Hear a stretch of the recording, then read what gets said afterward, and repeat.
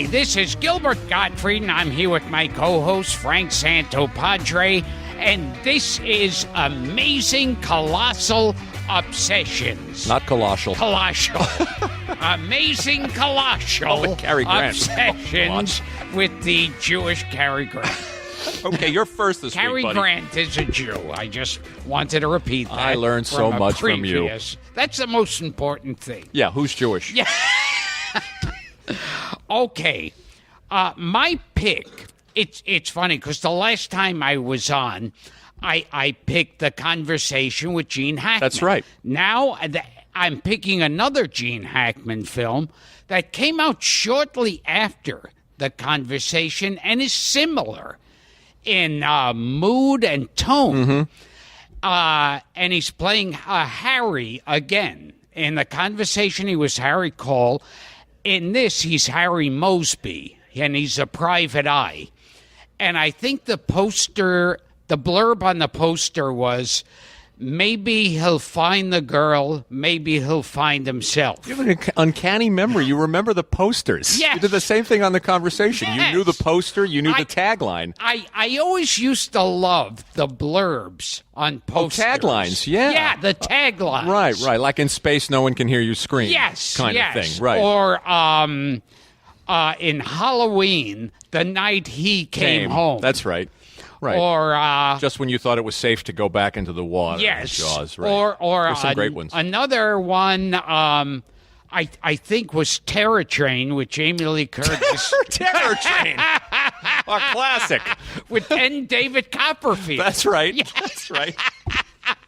And that was the girls and boys of Sigma Phi, some will live and some will die. You are my idol. Yes. You remember, you walk around day after day in your life, and you somewhere in your mind you retain the tagline from the poster for the movie Terror Train. Yeah. Uncanny. Maybe Jamie Lee Curtis will do the show now. Oh, and I think there was another one. There was, I forget the name. Blood Beach?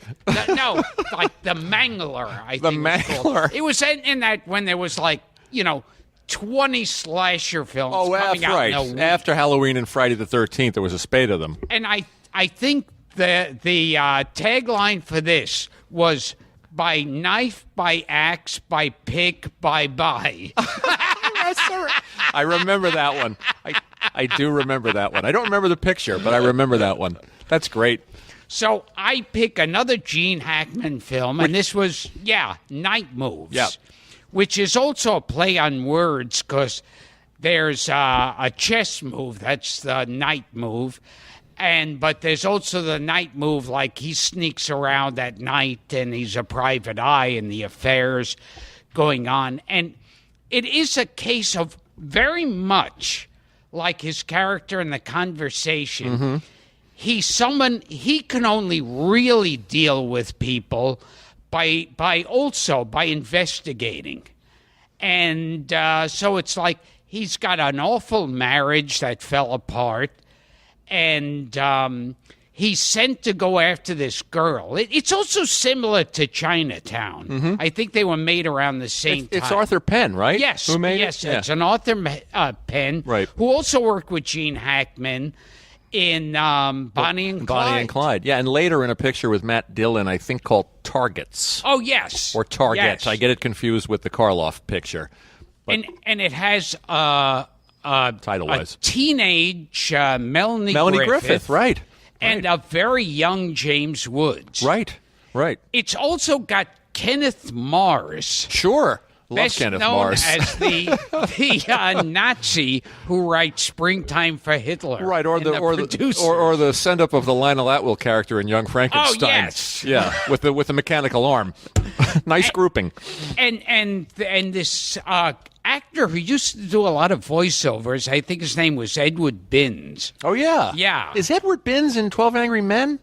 Do I have that right? Do I have that right? No, he may be. We'll have to look that up. I know George Voskovec. Of course. And Klugman.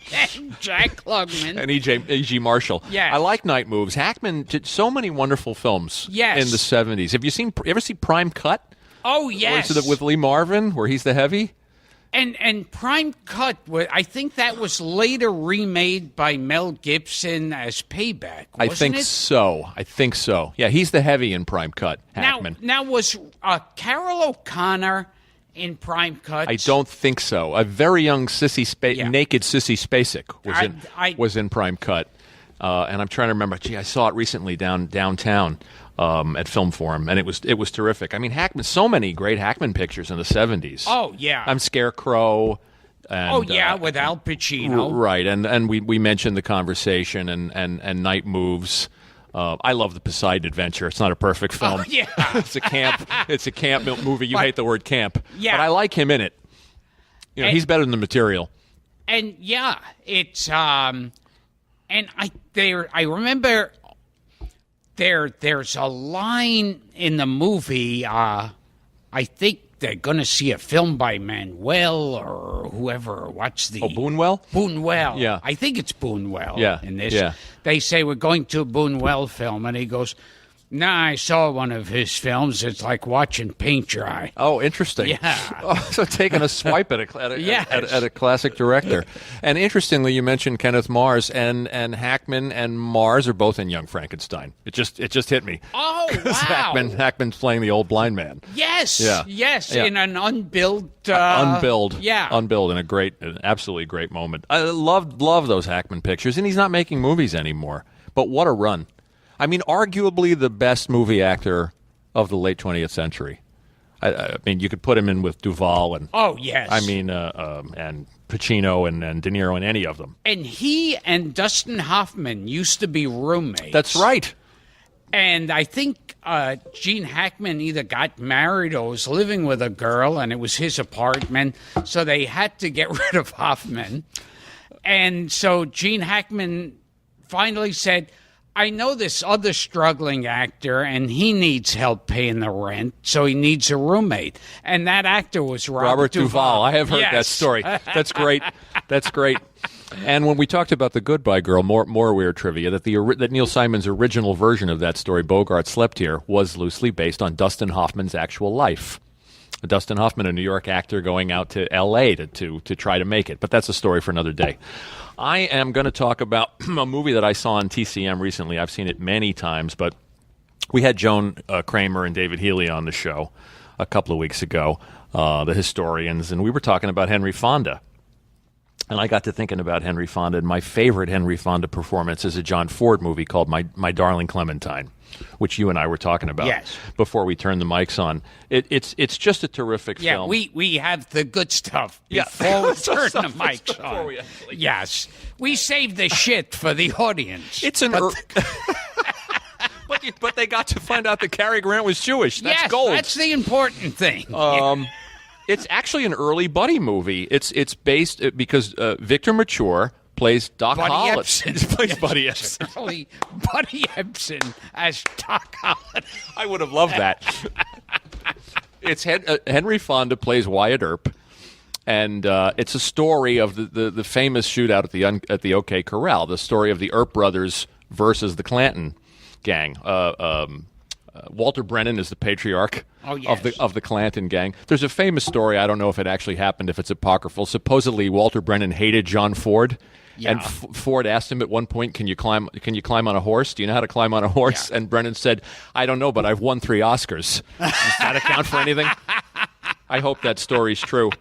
John Ford, the great John Ford, when he early in his career, when he was working on silent films, he met the real Wyatt Earp.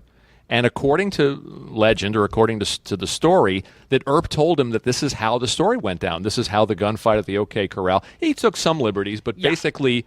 I think a guy who shot people his whole life maybe could exaggerate also. He probably exaggerated. It's a beautiful looking film in black and white. There's so many great scenes shot by the cinematographer Joseph McDonald, who actually was more famous for shooting film noirs like Panic in the Streets and Pick Up on South Street. So it's a very dark, expressionistic Western.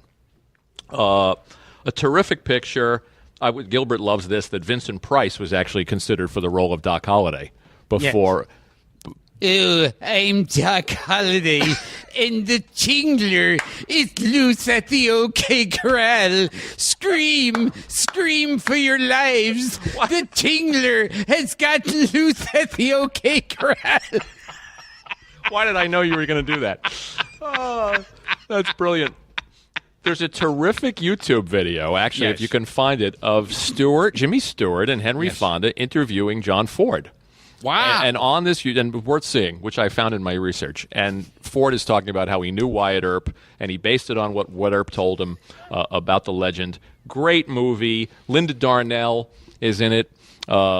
Just got a great cast. And John Ford always, he's always doing Westerns. Yeah. And I heard he and John Wayne never got along, really. And interesting, because I think they were politically aligned. Yeah. I heard John Wayne was like, he was turning people in during Yes. the Red Scare. Yeah. Well, Ford was very conservative politically. Yes. It's filmed in Monument Valley in Arizona, which was his favorite location. Shot the movie in 45 days. It's just a beautiful Western. It's a great Fonda performance. Check it out. Henry Fonda, not a Jew, as far as I know.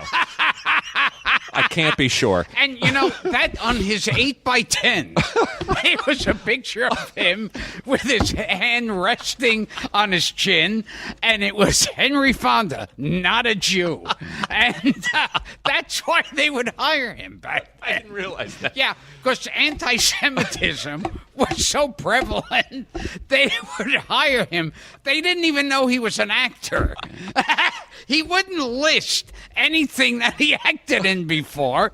They didn't even know he had acted, but he said, not a Jew. And they said, let's get him. That's it. Hilarious. As a Jewish guy, you get away with that. Yes. So this week, My Darling Clementine. And another film noir. And Night with Moves. Gene Hackman, Night Moves. Yeah, love that picture. Love Gene Hackman. We'll do more Gene Hackman in the future. Yes. Well, I don't know how much more we can do with Gene Hackman. Yeah, in the future, that's true. But... Oh, so this has been... You still remember the title? You could remember the tagline on Terror Train, but and the Mangler, but you can't remember the title of the podcast. Well, I did about selective memory. 12 episodes of this show. Yeah. Without knowing your last name. That's fine. Yeah.